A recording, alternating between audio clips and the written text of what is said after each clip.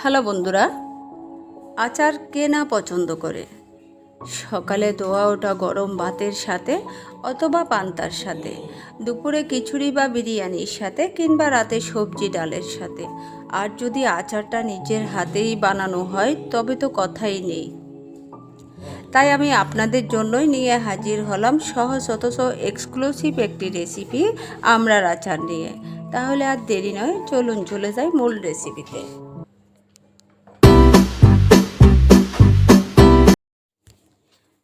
এখানে প্রায় 1 কেজি আমড়া ভালো করে ধুয়ে আটিসহ 4 টুকরা করে নিয়েছি। এই আচারের মূল মজাটাই হচ্ছে এর আটিতে।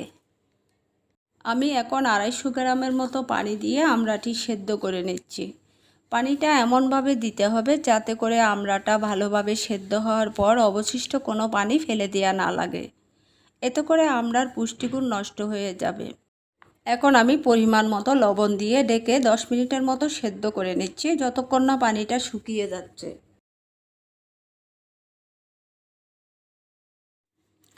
দেখুন, আমড়াটি ভালোভাবে সেদ্ধ হয়ে গেছে, বাট পুরোপুরি গলে যায়নি। এখানে আমি 50 গ্রামের মতো তেঁতুল এইভাবে করে হাত দিয়ে চটকে নিয়েছি। 1 কেজি পরিমাণ আমড়ার জন্য নিয়েছি খোসা ছাড়িয়ে থেতো করে নেওয়া প্রায় 150 গ্রামের মতো রসুন।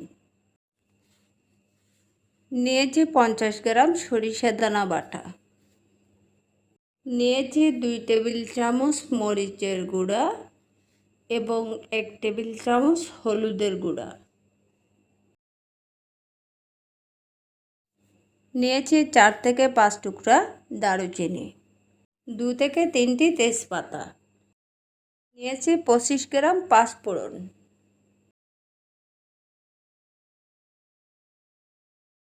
নিয়েছি 1 টেবিল চামচ আস্ত জিরা,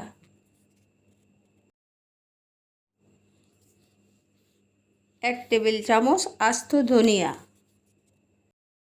আর নিয়েছি 5 থেকে 6টি আস্ত শুকনা মরিচ।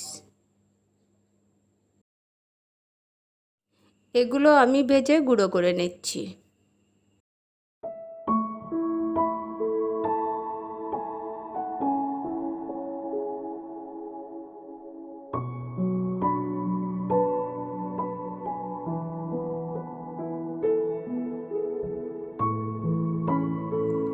মশলাটা ভাজার সময় খেয়াল রাখবেন যাতে করে ভাজার সময় পুড়ে না যায়।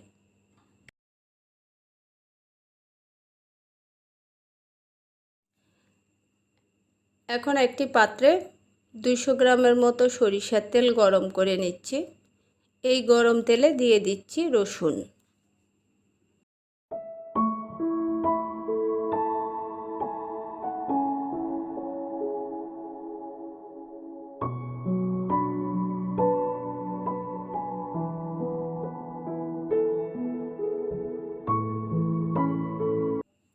রসুনটা ভালোভাবে ভেজে নিচ্ছি। এখন এর উপর দিয়ে দিলাম তেজপাতা আর দারুচিনি। এইগুলো আমি রসুনের সাথে ভালো করে ভেজে নিচ্ছি।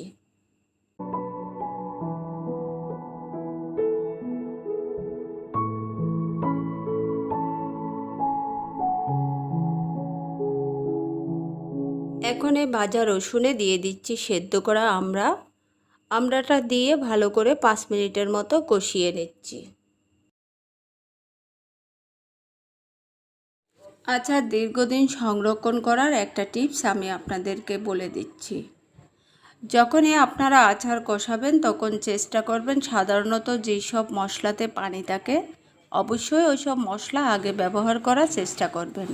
যেহেতু আচার লং টাইম ধরে কষানো হয় তাই ভেজা মশলাটা আগে দিলে পানিটা একদমই থাকে না, প্লাস আচার নষ্ট হবার ভয়ও থাকে না।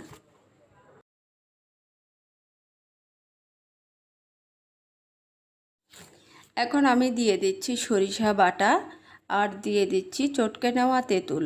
এগুলো ভালো করে কষিয়ে নিচ্ছি।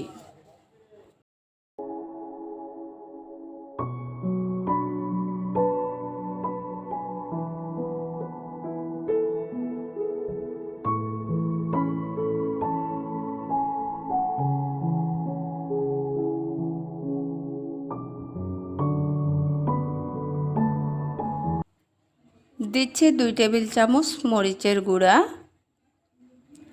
1 টেবিল চামচ হলুদের গুঁড়া।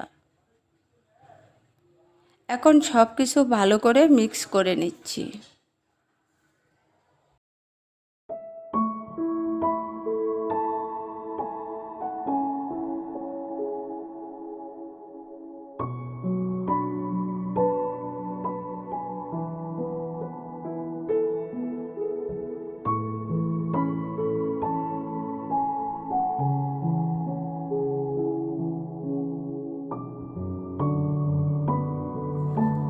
দিচ্ছি 250 গ্রামের মতো চিনি। আপনারা চাইলে বাড়িয়ে কমিয়ে দিতে পারেন, যে যেমনটা মিষ্টি খেতে পছন্দ করেন।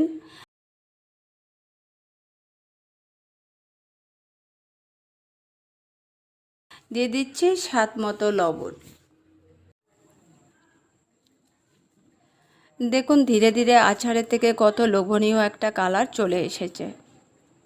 আমি এখানে একটা কথাই বলবো, আচারের স্বাদ, আচার ভালো রাখা শুধুমাত্র নির্ভর করে আচার একটুখানি ঝিমা জালে ধৈর্য সহকারে কষাবেন, তাহলে আপনার আচার আর নষ্ট হবে না, পারফেক্ট স্বাদটা পেয়ে যাবেন। ফাইনালি অ্যাড করে দিচ্ছি 5 ফোড়নের গুঁড়া।